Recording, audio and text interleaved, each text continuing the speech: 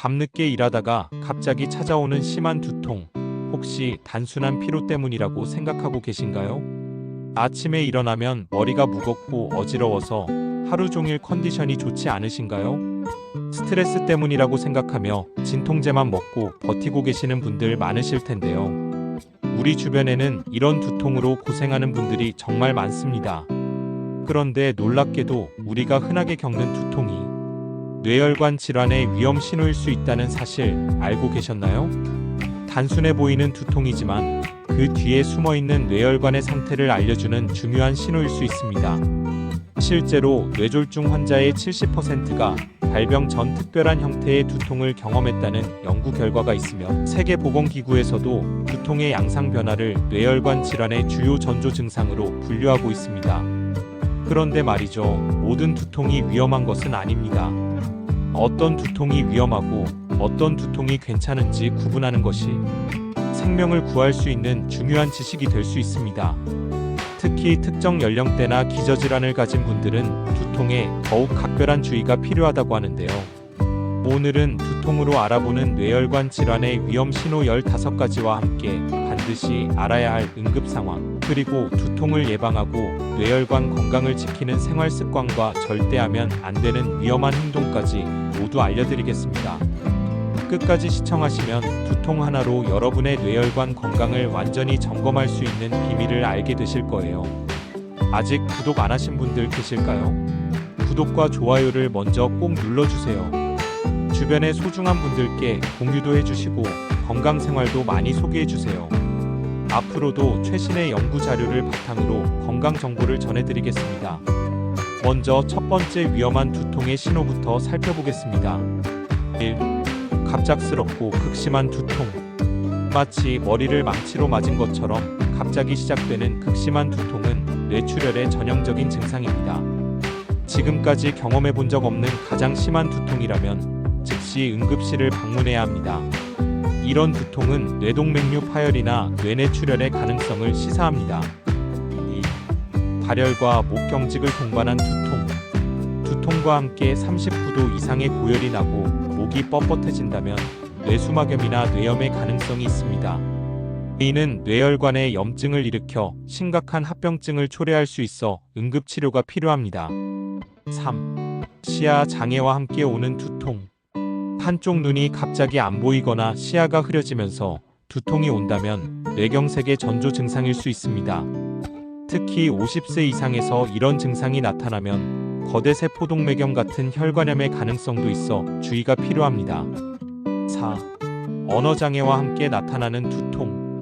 말이 어눌해지거나 단어가 생각나지 않으면서 두통이 온다면 뇌혈관 장애의 신호일 수 있습니다.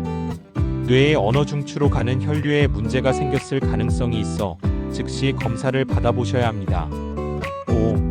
50세 이후 새로 생긴 두통. 지금까지 두통이 없었는데 50세 이후에 새로 생긴 두통은 2차성 두통일 가능성이 높습니다. 뇌종양이나 뇌혈관 질환으로 인한 두통일 수 있어 반드시 정밀 검사를 받아보셔야 합니다. 이제 뇌혈관 건강을 지키는 올바른 생활 습관에 대해 알려드리겠습니다. 많은 분들이 모르고 계시는 중요한 비밀들이 있거든요. 뇌혈관 건강을 지키는 생활 습관. 첫째, 규칙적인 유산소 운동을 하세요. 주 3회 이상 30분씩 걷기나 수영을 하면 뇌혈류량이 20% 이상 증가합니다. 혈관의 탄력성을 높이고 혈압을 안정화시키는 효과가 있습니다. 둘째, 충분한 수분 섭취를 하세요. 하루 8잔 이상의 물을 마시면 혈액 점도가 낮아져 뇌혈관 내 혈류가 원활해집니다. 특히 아침에 일어나자마자 물 한 잔을 마시는 것이 좋습니다. 셋째, 스트레스 관리를 철저히 하세요. 만성 스트레스는 혈관을 수축시키고 혈압을 높여 뇌혈관 질환의 위험을 3배 증가시킵니다. 명상이나 요가, 취미 활동을 통해 스트레스를 해소하세요. 뇌혈관 건강에 좋은 음식들.